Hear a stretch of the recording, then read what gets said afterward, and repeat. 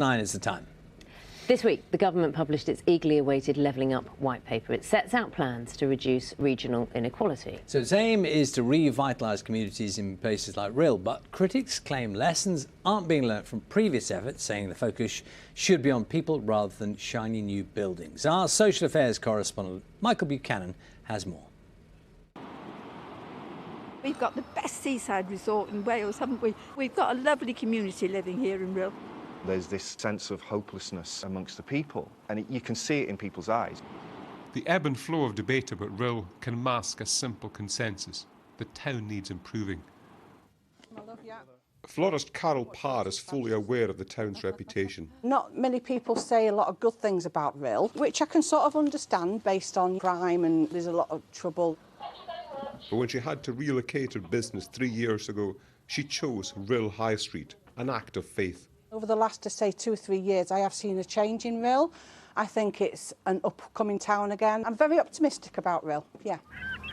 That optimism can be hard to see at times, but plans are afoot to regenerate the High Street, to use the government's Levelling Up fund to revitalise the town centre. There have been some decisions in the past locally that perhaps haven't been the best ones in terms of aiming for a very down-market approach. The local MP says a £10 million bid to update Ryl's shopping precinct won't simply make the town look better. Just building something, bricks and mortar, is not the answer. It needs to be a cleverly thought-through scheme that's going to boost economic activity. And do you think that's going to happen here? Well, that's definitely the plan.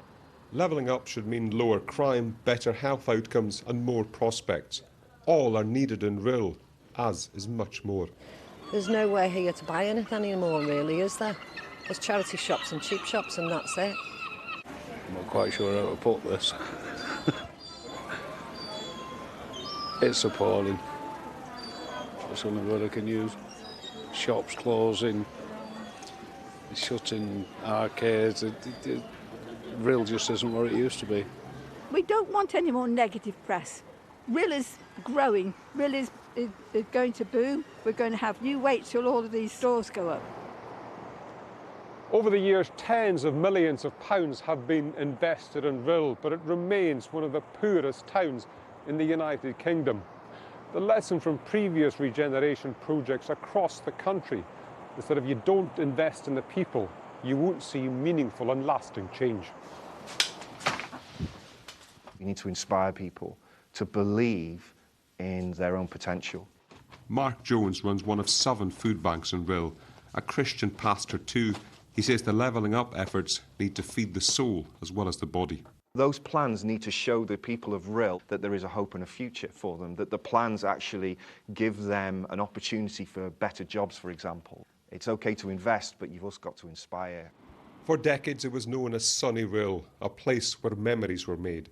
But the town needs a future, not a past, reawakened as much as regenerated. Michael Buchanan, BBC News, Rhyl.